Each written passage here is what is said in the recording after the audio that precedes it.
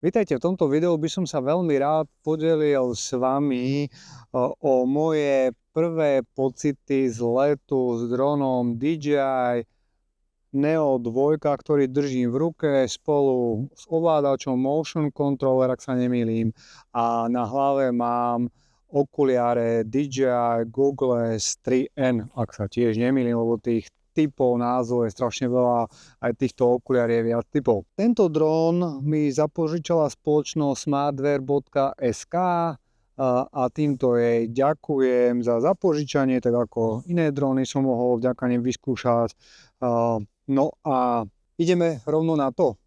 Ešte jedna vec, možno na začiatku spomeniem veľmi krátko. Mal som možnosť skúšať DJI Neo, alebo Neo, to je jedno, jednotku, ten ma vôbec neoslovil, ako bol trošičku ešte menší, ľahšie ako táto dvojka, ale niektorým kolegom, ja som to ani až tak veľmi netestoval, ulieta, ako uletel sám, proste troška s tým boli problémy, neviem ako je to úplne teraz, možno nejakou aktualizáciou sa to vyriešilo, ale ten obraz bol proste fakt veľmi slabý. Aký bude z tohto tu výstup, hlavne čo sa týka videa, lebo ak by som chcel fotiť, tak Neo 2 si nekúpim minimálne kvôli jednej veci, že tam nie je RAW. Lebo tie fotky sú ako to fotenie s týmto tu, je skôr by som povedal taký doplnok, a Neo 2 je zaujímavý v tom, a bavíme sa už len o ňom, že je to podľa mňa taký hybridný dron. Poprvé, je to v podstate klasický dron, je možné ho spárovať s ovládačom DJI RC2, kde máte displej, to samozrejme ešte urobím, RC-N3 bez displeja, mobil, viete ho ovládať cez mobil, viete ho ovládať dotykovo cez tlačítka, v podstate bez akéhokoľvek ovládača, a ešte navyše ho viete ovládať aj gestami, to tiež ešte vyskúšam, na to až tak nie som, čiže bez akéhokoľvek ovládača, takže máte tu naozaj skoro všetky dostupné možnosti, lebo bez ovládača, s ovládačom, gestami, neviem, či aj hlasové povely tu nefungujú, takže naozaj v tomto je to jedinečné. Vzadu sú také anténky, ak by som ich nemal, tak by som nemohol ovládať dron cez žiaden ovládač, na to pozor. Ešte jedna dôležitá vec predtým, než vyštartujem, je to, že zistil som teraz na mieste pred chvíľou, že pokiaľ neprejdete ten beginner mode celý, alebo začiatočnícky, ako podľa toho tutoriálu, tak vás to nepustí prepnúť do normálneho módu, šport módu. Proste je to tak nastavené, že jednoducho je tam beginner mód a vy na to neviete kliknúť. Až keď urobíte všetky tie povely, ktoré sú potrebné na to, aby ste ako keby taký tutoriál rýchly, tak kým to všetko neprejdete, ako to aplikácia chce, tak jednoducho budete stále v tom beginner móde, ktorý je obmedzený aj rýchlosťou, neviete tam šport móde a tak ďalej. Takže ja to rovno celé spustím, dám nahrávanie obrazovky a uvidíte sami. Ja urobím ešte samozrejme podrobnejšiu recenziu, hlavne na to letové vlastnosti. V podstate v pohode to nečakám veľké prekvapenia. Ten vietor to určite zvládne horšie ako mini drony, tie posledné 4 Pro, 4K, 5 Pro a tak ďalej. To je asi v podstate isté, ale ten výstup ma veľmi zaujíma. No, tuto je širší uhol záberu oproti Mini 4 Pro, je tu menší aj Mini 5 Pro, tie majú rovnaký uhol záberu, ak sa nemýlim, ale je tu aj samozrejme menší snímač.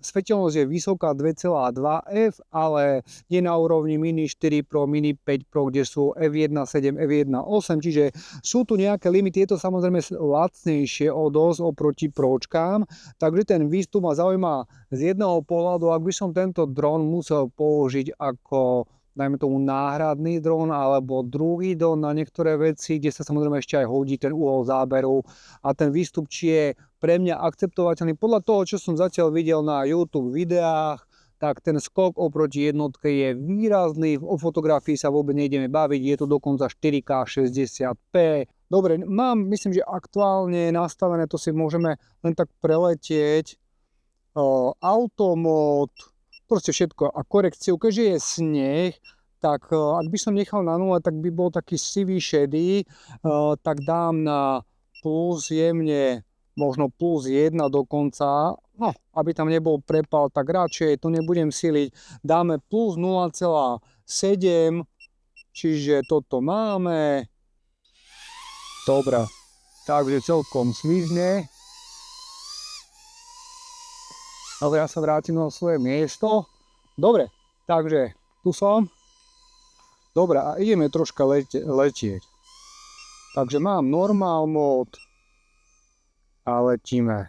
Ovládanie cez tento motion controller je trošičku inšie, ako keď máte, dajme tomu mobil, samozrejme tam je len Wi-Fi, takže letí to úplne v pohode. Ja som lietal len presne na tomto tu mieste, kde som teraz, som lietal aj z Avato 2, tam bola tiež v podstate v pohode, takže normál, bo nejdem to nejako síliť, ešte troška stúpem.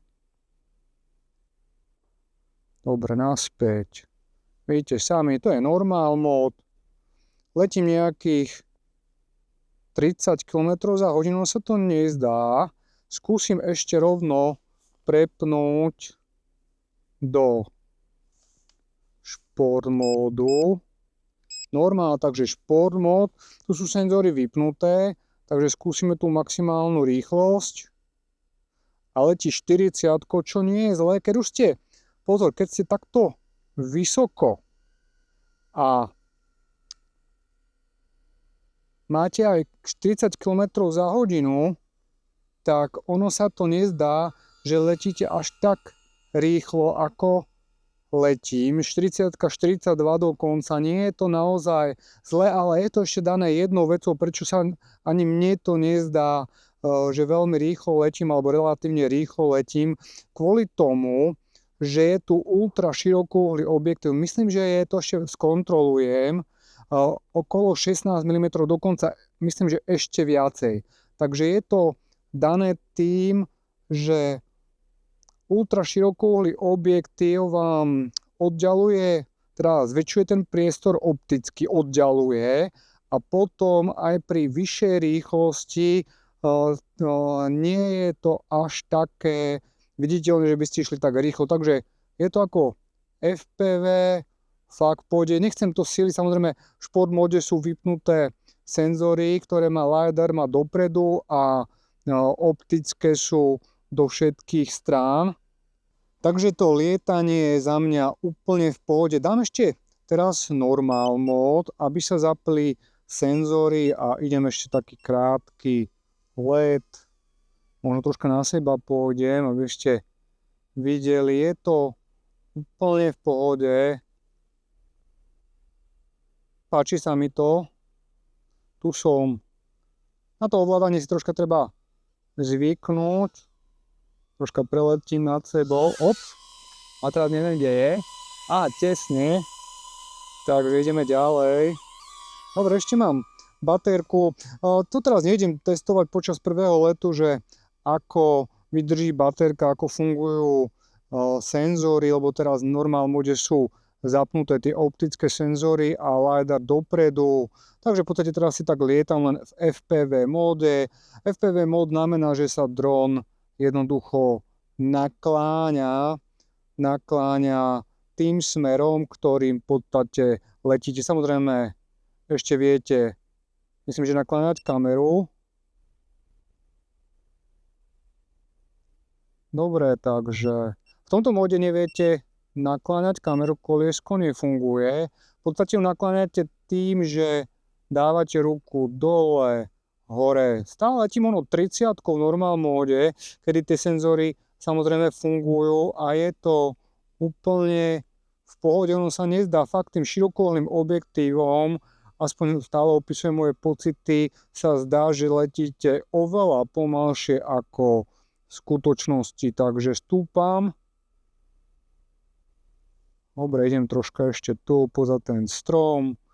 Mne sa to veľmi páči, je to úplne v pohode. Dole mám 37 baterku. Samozrejme aj tým chladom a tak ďalej, tá baterka sa troška žmýka, záleží samozrejme v šport móde, ako lietate, aké sú poveternostné podmienky, teraz tu je skoro bezvetrie. Takže za mňa prvé pocity, okuliare v pohode, troška húči ten dron, ale to som nejako nečakal, že to bude tiché kvôli konštrukcii ako Mini 4 Pro, Mini 5 Pro a tak ďalej. Funguje to všetko responsívne, naozaj tu nemám, je tam interná pamäť, myslím, že 42 GB, už ani SD kartu tam nedáte, micro SD kartu, takže za mňa je to úplne v pohode. Má to aj automatické RTH, takže ja ešte troška tuto raz obletím, možno z druhej strany. Tie senzory, ako som vravel teraz, pri tomto prvom lete nejdem skúšať. Uvidíme ten obraz, tým dal som korekciu do plusu, lebo v takýchto tu svetelných podmienkach, keď je veľa svetlé, čiže biele, teda musím dávať pozor, aby som s ním nehavaroval. No a pekne to aj tie senzory fungujú. A už teraz vidíte sami, myslím, že som dal RTH 30 metrov, dron vystúpa, dal som myslím, že optimál, ale stúpa ešte a mal by už pri 22% som to neprerušil, sa vráti sám. A som tu, drony tam. Takže to je také moje prvé komentované video z prvého letu. Uvidíme, či sa trafí. A keď nie, tak ja tam pôjdem pod neho. Dobre. A je troška mimo, RTH asi nebude také presné, čiže nejaký pol meter, necelý mimo. Takže ja si ho takto dám na ruku. A toto sa mi veľmi páči pri drónoch DJI Mini, keď tam nemáte ochrany vrtu a tak ďalej, tak to pristávanie samozrejme vo vetre je to ešte iné, je také, ale tu je to naozaj bez problémov. No, pri riadení bez ovládača len prijete, dáte pod neho ruku a on jednoducho na tú ruku pristane, tými gestami sa to dá všetko. Takže za mňa ešte raz ďakujem spoločnosti Smartwear.sk za to, že mi umožnila tento, by som povedal, že veľmi zaujímavý dron pre určitú cieľovú skupinu, hlavne začiatočníkov, vyskúšať. A keby som už nemal ďalšie možnosťou testovať, tak za mňa poviem, že pokiaľ vám v podstate stačia parametre, vyhovuje ovládanie, tak je to aj cenová kategória, je to veľmi, veľmi zaujímavé riešenie, ktoré sa bude páčiť nielen mne, možno, že aj vám. A ja ďakujem za pozornosť, možno nejaký ten like alebo odber poteší, ja to robím zadarmo, takže je to na vás, či ma podporíte až takouto formou alebo nie. Majte sa.